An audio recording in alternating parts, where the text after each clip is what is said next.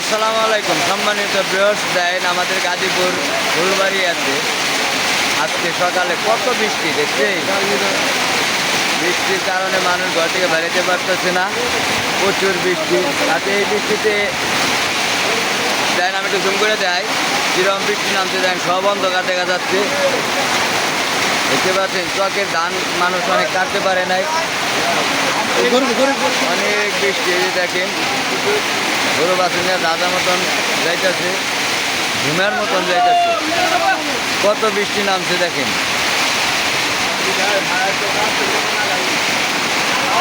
মনে হয় বন্যা হয়ে যাবে, কৃষকের কপালে দুঃখ আছে।